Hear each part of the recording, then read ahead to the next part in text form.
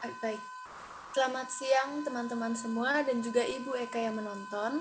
Perkenalkan kami dari kelompok 3 kelas A ingin mempresentasikan mengenai materi jaringan epitel hewan. Sebelumnya biarkan saya memperkenalkan anggota kelompok saya terlebih dahulu. Yang pertama ada saya sendiri sebagai moderator dengan NIM akhir 006.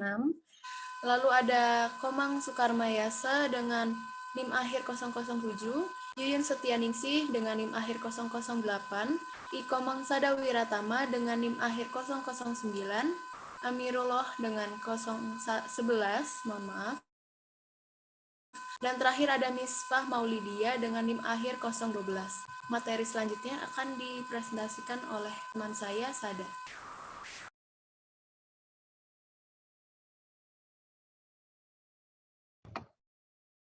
Baik, terima kasih atas waktu yang diberikan kepada saya. Di sini saya akan mempresentasikan tentang jaringan epitel. Pengertian jaringan epitel. Jaringan epitel adalah jaringan pembatas dan pelapis yang berasal dari perkembangan lapisan ektoderma dan mesoderma atau endoderma. Jaringan epitel dapat dibagi dan dapat diklasifikasikan menjadi dua kelompok berdasarkan atas bentuk dan jumlah lapisan sel-selnya, yaitu ada epitel pelapis dan epitel kelenjar. Epitel pelapis adalah epitelium superfisial yang bersifat membran atau lembaran atau lapisan. Sedangkan epitel kelenjar adalah epitelium glanduler. Kelenjar merupakan struktur yang khas dari jaringan epitel. Penamaan suatu kelenjar dapat bermacam-macam, tergantung dasar apa yang dipakai. Epitel pelapis dapat dibagi menjadi tiga, yaitu ada yang pertama bentuk, yang kedua jumlah lapisan, dan ketiga jumlah dan bentuk. Sedangkan epitel kelenjar dapat juga dibagi menjadi tiga bagian. Yang pertama itu ada eksokrin, yang kedua endokrin, dan yang ketiga campuran. Bisa di next.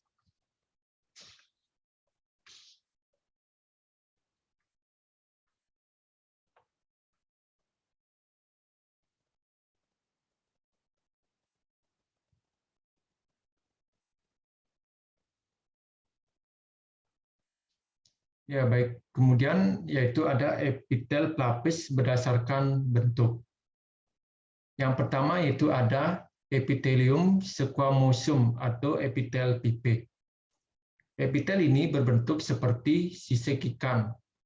Maka dari itu disebut sebagai sel squamous. Tampak panjang dan bagian tengah berisi dari tegak lurus. Dengan demikian, ukuran atau tebal kurang dari ukuran panjang dan lebar selnya. Tidak beraturan jika dilihat dari tepi. Bisa di next.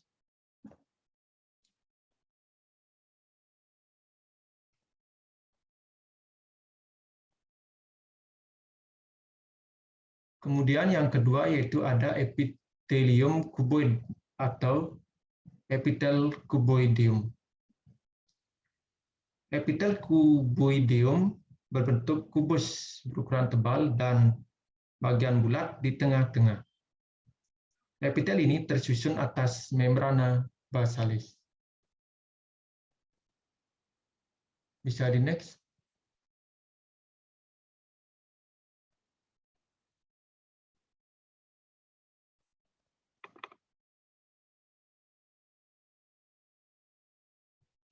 Kemudian yaitu ada epitelium kolumnar atau epitel silindris. Epitel kolumnar atau epitel silindris berbentuk menyerupai silindris atau mirip silindris dan menyokong pada membrana basalis. Ukuran tingginya melebihi dari ukuran lebarnya. Bisa dilihat seperti gambar di samping. Bisa di next.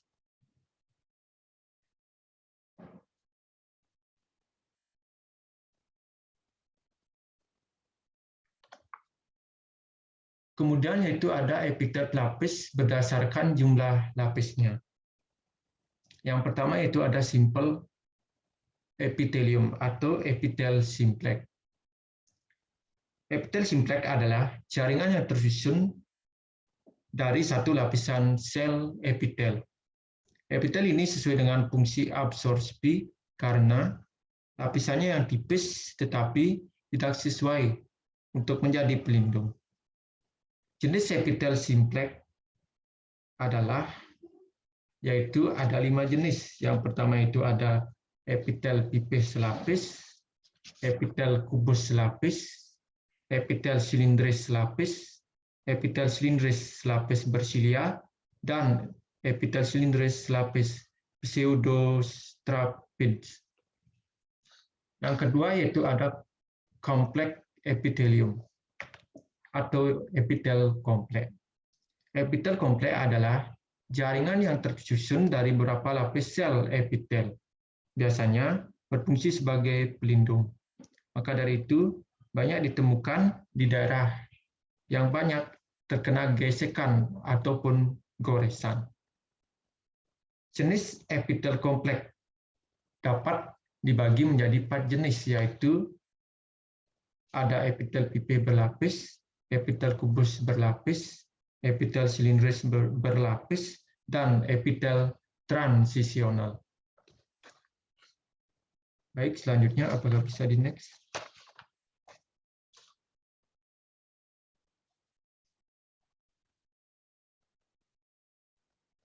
Ya, baik. Selanjutnya akan dilanjutkan oleh teman saya.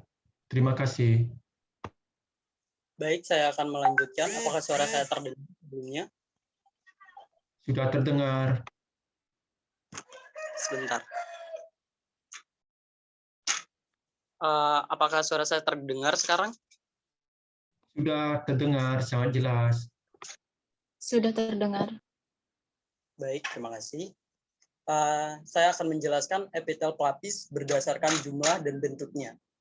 Yang pertama itu adalah simple squamous epithelium atau juga dikenal dengan epitel gepeng atau pipi selapis. Epitel pipi atau gepeng selapis berfungsi untuk menyaring atau filtrasi dari zat-zat yang hendak masuk ke dalam organ, menghasilkan pelumas untuk melancarkan kerja organ. Pelapis bagian ini bagian dalam rongga dan saluran, dan difusi zat. Epitel ini bisa ditemukan pada ginjal, saluran jantung, pembuluh darah, pembuluh limfatik, dan kantung udara, paru-paru atau alveolus. Next.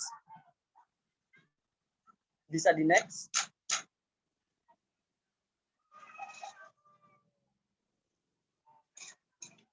Selanjutnya adalah simple cuboid atau ini bisa juga disebut dengan epitel kubus lapis. Epitel kubus lapis bertugas untuk mempermudahkan organ tubuh dalam menjalankan proses sekresi dan penyerapan. Epitel ini berfungsi sebagai tempat absorpsi dan penghasil mukus. Epitel ini terletak pada ginjal, ovarium, dan berbagai kelenjar di dalam tubuh. Bisa di next.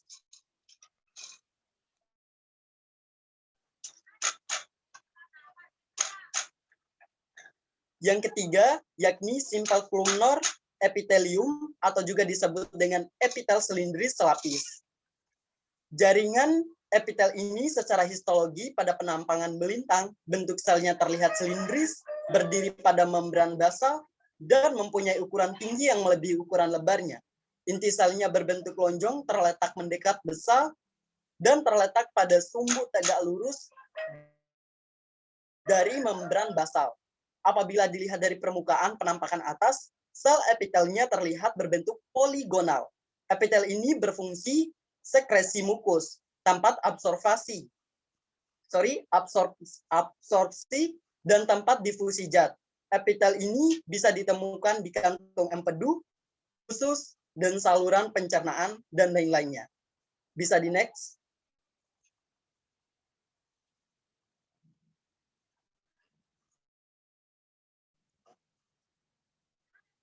Selanjutnya, bisa di next.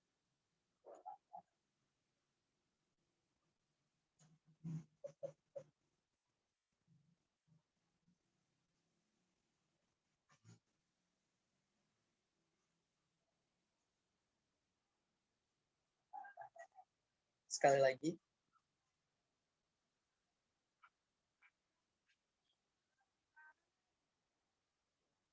Ya, dan yakni epitel selindris selapis atau bersila.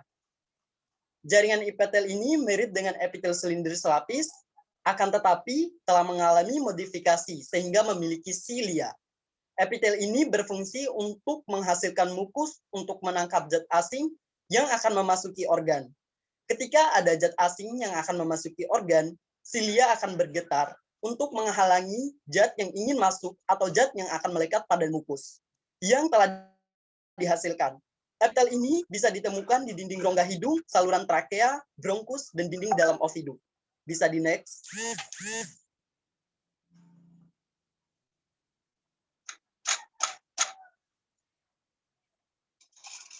Yang kelima, yakni epitel selindris pseudostratifikasi. Epitel selindris pseudostratifikasi atau pseudostratified koluner epitelium atau epitel selindris berlapis semu adalah jaringan yang sebenarnya hanya tersusun dari satu lapis sel epitel selindris, tetapi sel-sel tersebut saling berdekatan atau berdempetan. Pada jenis ini, epitel ini semua bersandar pada membran basilis, tetapi tidak semua mencapai permukaan sebagai sel. Selindris atau sel mangkok atau goblet cell atau sel kelenjar. Sel yang berdiri pada membran basal umumnya pendek, berbentuk segitiga, dan terletak di antara sel-sel yang lebih tinggi dari sel itu sendiri. Epitel ini berfungsi untuk proteksi, penghasil mukus, dan membuat gerakan agar zat melewati permukaan. Epitel ini bisa ditemukan di duodenum, trakea, dan rongga hidung. Bisa di next. Selanjutnya akan dijelaskan oleh teman saya. Baik, selanjutnya saya akan menjelaskan tentang epitel pelapis berdasarkan jumlah dan bentuk. Selanjutnya yaitu squamous kompleks. Tinggi atau tebal sama dengan panjang atau lebar sel. Epitel ini berbentuk memanjang dengan potongan melintang. Bagian tengahnya melebihi dari tepi dari sitoplasma. Tampaknya tidak teratur atau poligonal atau tampak permukaan epitel. Epitel ini dapat ditemukan di vagina, esophagus, dan lain-lainnya. Next.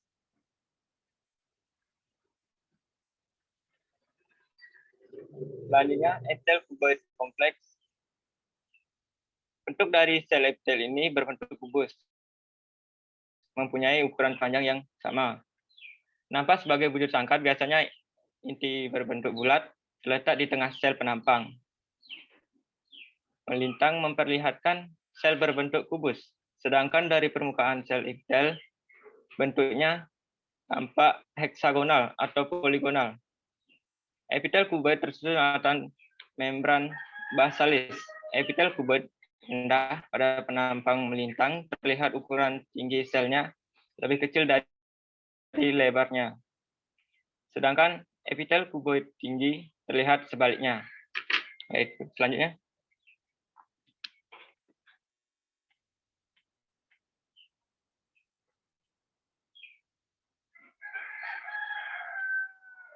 Selanjutnya yaitu epitel silindris bertingkat. Secara histologi, penampang melintang bentuk selnya terlihat silindris. Berdiri pada membran basal, mempunyai ukuran tinggi yang melebihi lebarnya, berbentuk lonjong, dan jarang ditemukan. Sel epitelnya terlihat berbentuk poligonal. Epitel kolumnal pseudostratifikasi atau pseudokompleks, semu berlapis. Deretan inti sel-sel seakan epitel ini berlapis. Namun sebenarnya berlapis hanya ukuran tinggi sel berbeda. Bentuk dan ukuran dari epitel ini tidak teratur. Di sel epitel ini terlihat memiliki lebih dari satu lapisan. Pada jenis epitel ini, semua bersandar pada membran basilis, tetapi tidak semuanya mencapai permukaan sebagai sel silindris atau sel mangkok. Sel yang berdiri pada membran basal umumnya pendek, berbentuk segitiga, dan terletak di antara sel-sel yang lebih tinggi. Sel mangkok membalut permukaan epitel dengan mengeluarkan lendir berfungsi untuk menangkap kotoran. Sementara adanya sila dari sel silindris berperan menggerakkan lendir beserta kotoran yang telah ditangkap ke arah saluran. Epitel ini dapat dijumpai pada saluran sistem pernapasan. Selanjutnya.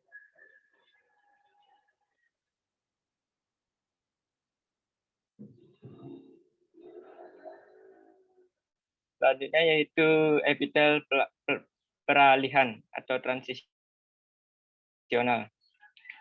Termasuk kelompok banyak lapis yang memiliki variasi yang luas. Epitel jenis ini dimiliki oleh alat berongga yang dapat mekat jika bertambah isi. Oleh karena itu, bentuk sel berlapis yang kolumner dan dapat berubah menjadi kuboid rendah jika alat penuh isi.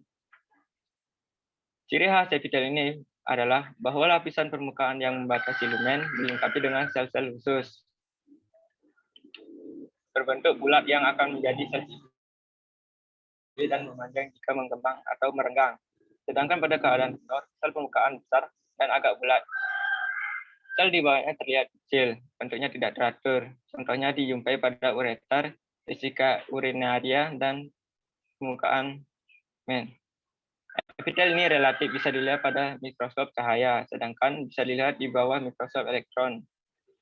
Terlihat membran plasma menebal dan menempel melalui filamen sitoplasmik pada membran plasma luar. Oke, selanjutnya akan dijelaskan oleh teman saya.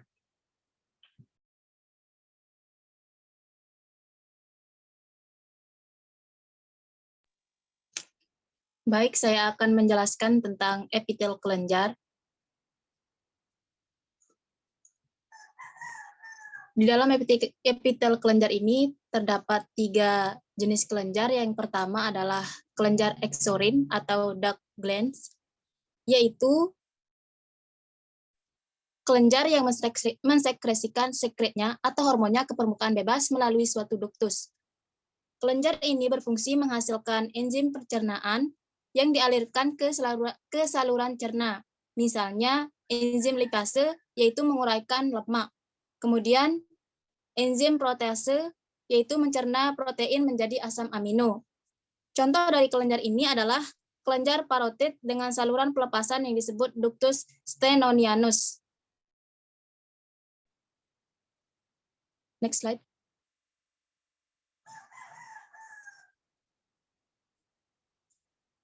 Yang kedua adalah kelenjar endokrin. Kelenjar endokrin adalah kelenjar yang mensekresikan sekret atau hormonnya secara langsung ke dalam darah. Kelenjar endokrin merupakan kelenjar yang berada di dalam otak yang berguna sebagai pengantar hormon-hormon yang dihasilkan dari kelenjar. Kelenjar endokrin dalam tubuh membentuk suatu sistem yang disebut endokrin atau tidak mempunyai saluran pelepasan, yang terdiri atas hipotalamus, kemudian pituitari atau dalam anterior dan posterior. Contoh dari kelenjar ini adalah kelenjar tiroid, kelenjar adrenal, dan kelenjar hipofisa. Next slide.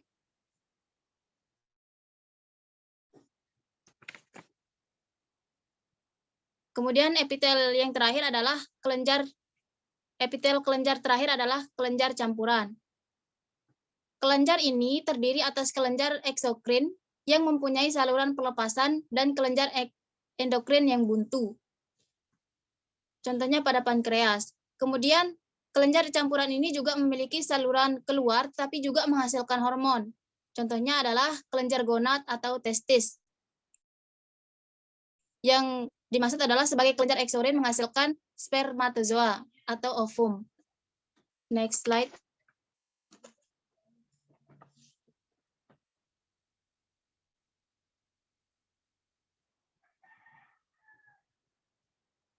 Selain itu, epitel juga terdapat epitel khusus. Yang pertama adalah epitel bersilia.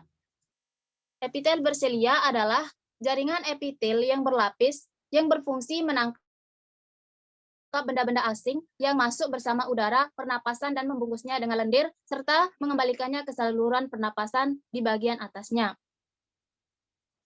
Adapun jenis dari silia epitel bersilia adalah yang pertama silia bergerak atau kinosilia, yaitu dia dapat bergerak sendiri. Contohnya pada spermatozoa dan gerak zat lain, contohnya pada sel respiratorius dan oviduk.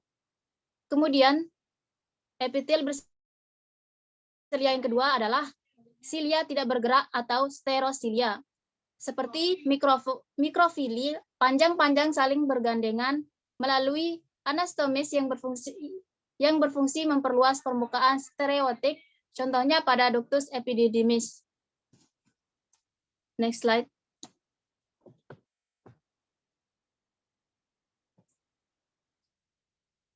Kemudian neuroepitelium adalah sel induk dari sistem saraf pusat yang dikenal sebagai sel induk saraf dan menghasilkan sel progenitas perantara yang dikenal sebagai sel glial radial yang berdiferensiasi menjadi neuron dan glia dalam proses neurogenesis.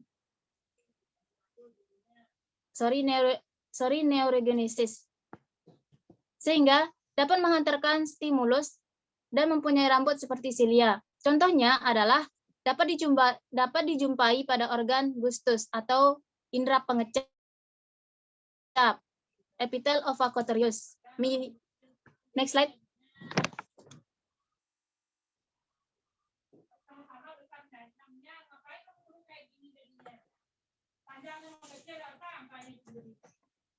Kemudian ada epitel berpigmen.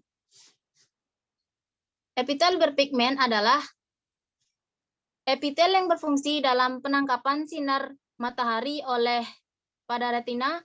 Epitel ini bertindak sebagai penghalang dan menahan difusi sembarangan bahan dari darah di koroid ke retina. Next slide.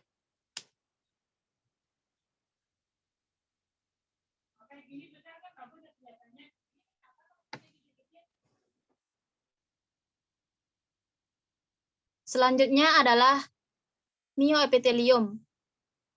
Epitel ini mengandung myofibril atau serabut otot sehingga dapat berkontraksi. Terbentuk dari sel myoepitel, di mana sel ini terdapat antara kutub dasar epitel kelenjar dan membran basalis. Berbentuk bintang memeluk sel atau memeras, sekret keluar dari kelenjar. Berbentuk bintang memeluk sel kelenjar, mengandung filamen kontraktil, dan sel ini dianggap ikut membantu memeras sekret keluar dari kelenjar. Disebut juga sebagai sel keranjang karena ductus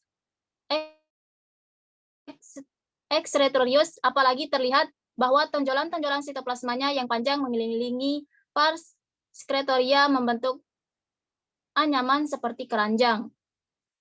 Next slide.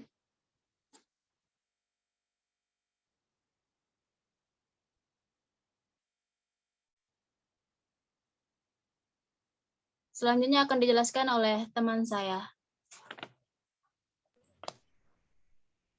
Baik, terima kasih kepada Yuyun. Selanjutnya, saya akan menjelaskan yang kelima, yaitu endotelium, merupakan lapisan tipis sel epitel pipi selapis yang disebut sel endotel. Epitel ini berbentuk pipi selapis menjadi dinding terdalam dari pembuluh darah dan limfe. Fungsi dari epitelium yaitu sebagai media pertukaran zat antara pembuluh darah dengan ruang jaringan ikat. Next.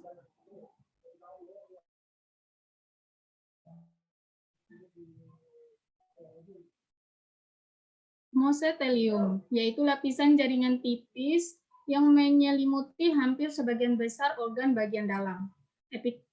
Bentuk epitel ini mirip dengan endometelium. yang merupakan susunan sel-sel yang membatasi rongga tubuh yang besar dan juga menutupi beberapa organ tertentu. Misalnya, yang melapisi peritoneum, perut, pleuran atau paru-paru, dan perikardium atau jantung. Next.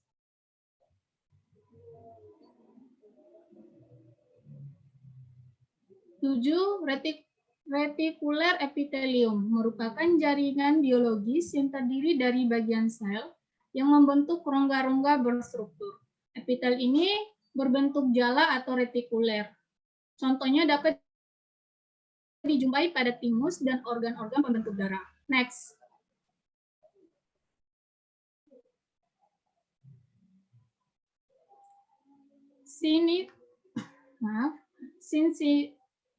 Sincisium merupakan epitelium dengan batas sel mengabur pada pembentukan epitel. Batas samping sel-sel dapat mengabur sehingga pada pemeriksaan preparat dengan pengecatan hemotoksilin atau HE, epitel ini hanya dapat dikenal dengan melihat inti-inti sel yang berderet-deret, contoh pada Villi Hoyrilex placenta.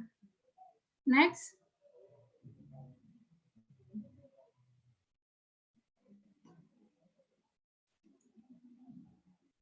Struktur khusus pada permukaan sel epitel merupakan modifikasi pada permukaan lateral, bagian basal, dan bagian apex. Terjadinya modifikasi ini berfungsi sebagai meningkatkan epitelium yang satu dengan yang lainnya. Difusi antara sel untuk menghalang antara sel. Masuknya zat-zat dari lumer yang dibatasi oleh jaringan di bawahnya untuk komunikasi antara sel dan untuk mengisi celah antara sel pada tempat tertentu. Struktur khusus pada permukaan sel epitelium dapat dimodifikasi menjadi 3. Yang pertama, modifikasi pada permukaan lateral. Modifikasi permukaan lateral antara sel epitel yaitu dengan cara pelekatan satu sel dengan tetangga bermacam-macam disebut juga junction intercelularis. Junction intercelularis ada 2 macam, yaitu junction intercelularis simplex dan junction intercelularis kompleks.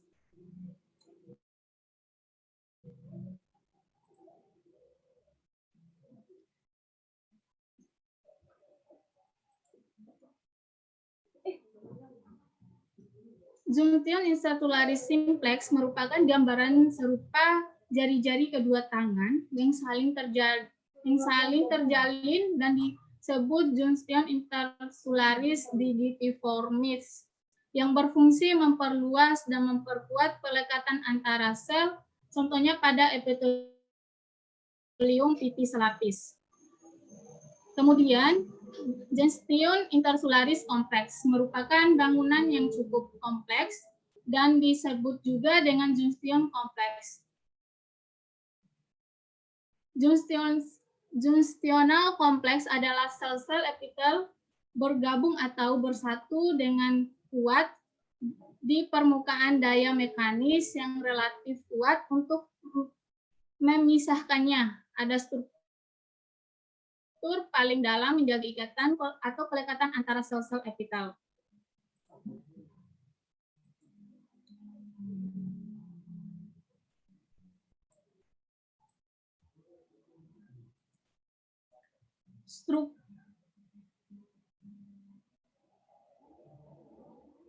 Struktur penting dalam menjaga ikatan pelekat antara sel-sel epitel. Yang pertama, zonula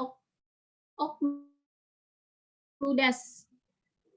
Terletak pada permukaan sel di mana celah antara dua sel sangat sempit karena membrasar melebur, mempunyai daya penutup sehingga bahan ekstra sel tidak mungkin melintas dari bagian permukaan ke bagian dasar epitel. Jadi fungsi dari zonula occludes untuk memisahkan celah ekstraseluler dengan lumen yang dibatasi oleh epitel bersangkutan, dan dengan demikian pengangkutan bahan-bahan dari lumen haruslah melalui permukaan bebas sel. Yang kedua, zonula adherens terletak di bawah zonula occludes, di mana ada suatu ruang yang memisahkan membran tersebut dari terisi oleh polisakarida yang padat, polisakarida yang padat, fungsinya untuk pelekatan mekanik antara sel yang berdekatan pada epitel atau jaringan lainnya, dan membantu proses pengaliran zat-zat. Yang ketiga, desmoses atau mosulat adheres terletak di bawah zonular adheres, biasanya berbentuk bulat atau oval. Bentuk hubungan tersebut memberikan kesan bahwa dua sel yang berdekatan tersebut menempel pada satu sama lain pada daerah membranoplasma dari kedua sel. Baik, materi selanjutnya akan disampaikan oleh teman saya. Baik, izin menambahkan dari materinya Misbah. Mohon maaf sebelumnya, ini ada materi yang tertinggal. Yang terakhir itu struktur penting itu jadi ada 4. Yang pertama ada zonula occludens, yang kedua zonula adherens, dan ketiga ada desmosom, dan yang terakhir yang tertinggal itu ada nexus. Jadi, nexus itu memiliki banyak mikrofilamen kontraktil dan bisa mengatur lebar celah sesuai keperluan pertukaran zat di dinding kapiler. Nah, contohnya itu sinkronisasi otot jantung. Saya juga akan menambahkan beberapa penjelasan dari kata-kata untuk memudahkan pengertian ya. Jadi zonula, apa itu zonula? Zonula itu daerah yang melingkari sel seperti gelang. Lalu ada kata-kata makula. Makula itu artinya daerah kecil seperti bercak-bercak. Adherens itu bahan di celah antar sel yang berdekatan untuk melekatkan kedua sel tersebut. Lalu ada occludens, yaitu sel yang membran selnya itu saling bersentuhan tanpa celah. Lalu ada gap junction, itu sel yang dipisahkan celah sempit. Jadi masih ada celah sempit. Ya, sekian. Lalu saya akan masuk ke struktur khusus pada permukaan basal sel epitel. Ya, jadi modifikasi pada permukaan basal sel epitel terjadi pada membrana basalis, invaginasi basal, caveole, dan hemidesmosom. Jadi membrana basalis itu bertugas untuk kondensasi bahan mukopolisakarida dan protein yang ada di bawah permukaan basal epitel. Lalu membrana basalis yang paling tebal seperti epidermis ini sering mengalami gesekan. Invaginasi basal selanjutnya itu adalah bagian basal dari membran yang terlihat seperti bangunan berkelok-kelok. Nah, fungsinya adalah untuk memperluas permukaan sekresi dan absorpsi. Contohnya ada di sel tubuli ginjal. Lalu ada caveole. Caveole ini ada di bagian basal dari sel seperti tonjolan ke dalam. Nah, jadi fungsinya caveole ini adalah untuk endositosis, yaitu transport makromolekul ke dalam sel dengan gerakan vesikel. Dan juga untuk transitosis. Apa itu transitosis? Maaf, yaitu adalah transport makromolekul dari lumen sel endotel ke sisi abluminal sel endotel dengan membran bound vesicle. Nah, caveole ini bisa ditemukan di beberapa plasma membran sel. Lalu terakhir ada hemidesmosom. Hemidesmosom adalah bangunan yang ada di bagian dasar sel epitel dan juga berdekatan dengan jaringan pengikat.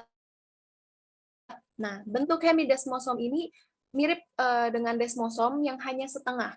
Nah, ini bisa ditemukan di keratinosit kulit, Contohnya selaput lendir di mata, dan strukturnya itu terbentuk dari lamina sitoplasma internal dan juga pelat membran luar. Lalu fungsinya itu juga untuk sebagai epitel penghubung sel dan lamina basal.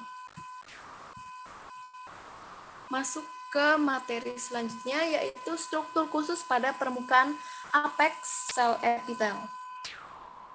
Nah, pertama ada mikrofili. Jadi mikrofili ini adalah tonjolan sitoplasma pada permukaan apex epitel yang berbentuk silindris. Nah, tonjolan ini memiliki jenis yang berbeda-beda sesuai dengan bentuknya ya. Jadi pertama ada brush border, dan ada juga serrated border. Yang brush border ini berbentuk bulu sikat pada tubulus contortus proximal. Nah, contohnya bisa dilihat di sini.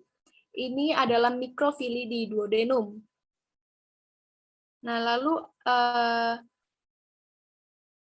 bisa ditemukan juga di plexus choroideus dan placenta. Lalu untuk yang serrated border, ini terlihat seperti garis-garis dan bisa ditemukan di epitel usus. Ini ya. Mikrofili berfungsi juga untuk memperluas permukaan agar ada peningkatan daya absorpsi sel epitel usus. Nah, permukaan mikrofili pada usus memiliki enzim yang berguna untuk memecahkan bahan makanan agar mudah diabsorpsi, yaitu seperti enzim maltase, sukrase, dan laktase. Selain pada tubulus contortus proximal dan usus, mikrofili ini juga bisa ditemukan pada sel daya serap lain, ya, seperti daerah mesotel, pleura, dan peritoneum. Yang kedua ada stereocilia. Nah, ini berbeda. Stereocilia ini adalah salah satu jenis mikrofilia. Jadi, stereocilia itu berbentuk panjang dan berfungsi untuk memperluas permukaan penyerapan. Stereocilia bisa ditemukan pada permukaan epitel ductus deferens untuk pematangan spermatozoa dengan cara pengaturan keadaan lingkungan. Nah, ini ada contohnya di sini bisa dilihat. Ini stereocilia yang ada di ductus epididymis. Selanjutnya ada kinosilia. Kinosilia atau yang sering disebut dengan silia adalah suatu tonjolan seperti bulu halus yang bersifat motil atau bisa bergerak. Kinosilia ini memiliki struktur khusus yang berbeda dengan stereocilia. Nah, struktur inilah yang mengakibatkan silianya itu bisa bergerak. Tapi silia di stereocilia itu tidak bisa, jadi hanya di kinosilia saja. Nah, corpusculum basal adalah sebuah silium yang tertanam dalam suatu bangunan, dan silia ini bisa ditemukan pada epitel tractus respiratorius, oviduct uterus, dan macula utriculus. Ini contohnya adalah kinosilia di uterus tube. Jadi ini potongan melintang kinosilia di uterus tube. Lalu keempat ada krusta. Nah, krusta ini adalah lapisan kering yang terbentuk karena ada pemadatan sitoplasma, di permukaan bebas epitel. Krusta ini berfungsi untuk melindungi permukaan sel dari pengaruh kimiawi lingkungan luar. Nah, ini bisa dijumpai pada sel epitel transisional. Ini bisa dilihat contohnya, krusta pada anjing. Jadi, krusta itu bahasa sehari-harinya bisa kita kenal dengan koreng. Terakhir ada kutikula. Nah, kutikula ini adalah bahan hasil sekresi sel epitel. Kutikula bisa ditemukan di rambut, kuku, dan tanduk pada hewan ya. Jadi pada kuku, kutikula itu berfungsi untuk melindungi kuku dari infeksi bakteri. Ini contohnya ada di kuku anjing. Sekian presentasi dari kami. Mohon maaf jika ada salah kata dan jika ada kesalahan di materi. Sekian presentasi dari kami, akan saya tutup. Sekian, terima kasih.